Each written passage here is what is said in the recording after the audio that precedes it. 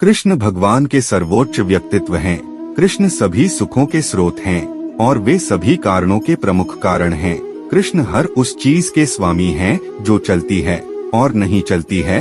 कृष्ण हमारे मन या बुद्धि द्वारा कल्पना की जाने वाली किसी भी चीज से महान है। कृष्ण का कोई आदि, मध्य या अंत नहीं है। कृष्ण के रूप की कल्पना उनके अलावा कोई और नहीं कर सकता। अच्छे लोगों की कृष्ण परीक्षा बहुत लेता है परंतु साथ नहीं छोड़ता, और बुरे लोगों को कृष्ण बहुत कुछ देता है परंतु साथ नहीं देता। जिंदगी में दो लोगों का होना बहुत जरूरी है।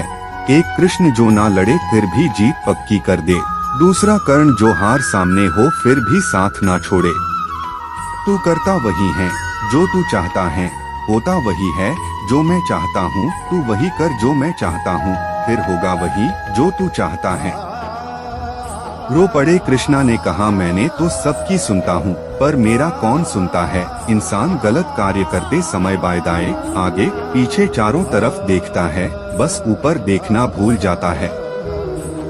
श्री कृष्ण कहते हैं कि जन्म लेने वाले के लिए मृत्यु उतनी ही निश्चित है जितना कि मृत होने वाले के लिए जन्म लेना। इसलिए जो अपरिहार्य है उस पर शोक मत करो।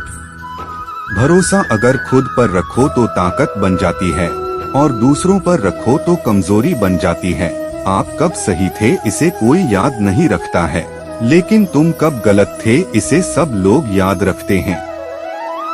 मैं किसी के भाग्य का निर्माण नहीं करता और न ही किसी के कर्मों के फल देता हूँ। मनुष्य कितना भी गोरा क्यों ना हो परंतु उसकी परछाई सदैव काली होती है। मैं श्रेष्ठ हूँ यह आत्मविश्वास है, लेकिन सिर्फ मैं ही श्रेष्ठ हूँ यह अहंकार है। मैं सभी प्राणियों को समान रूप से देखता हूँ, न कोई मुझे कम प्रिय है न अधिक, लेकिन जो मेरी प्रेम पूर्वक आराधना करते हैं वो मेरे भीतर रहते हैं और मैं उनके जीवन में आता हूँ। तुम्हारा क्या गया जो तुम रोते हो? तुम क्या लाए थे जो तुमने खो दिया? तुमने क्या पैदा किया था जो नाश हो गया?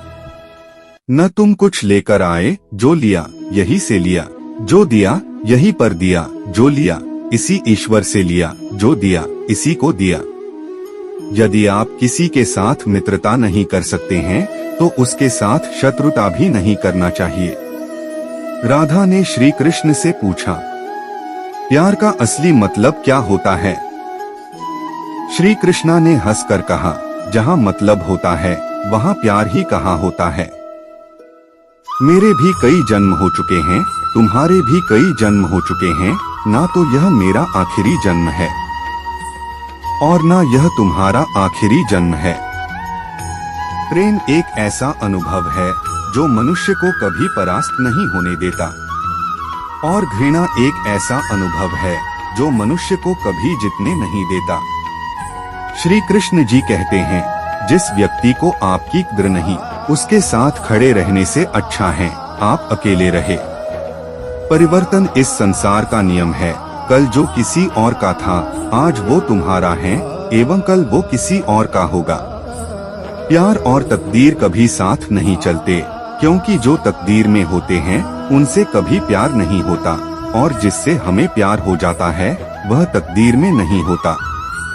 श्री कृष्ण कहते हैं, मनुष्य को जीवन में श्रेष्ठ बनने का प्रयास अवश्य करना चाहिए, परंतु जीवन में हमेशा उत्तम ही रहना चाहिए।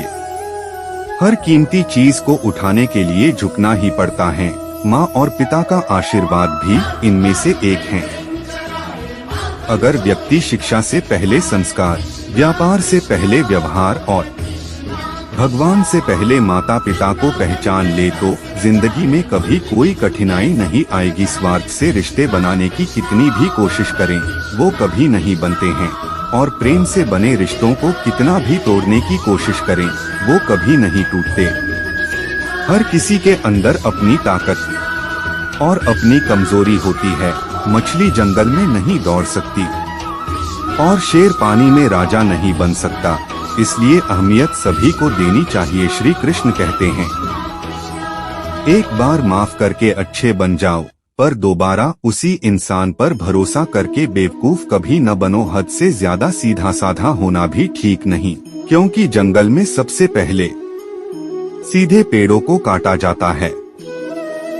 अच्छी किस्मत के लोग थोड़ा भी बुरा होने पर भगवान को कोसते हैं और बुरी किस्मत के लोग थोड़ा भी अच्छा होने पर भगवान का स्मरण और धन्यवाद करते हैं।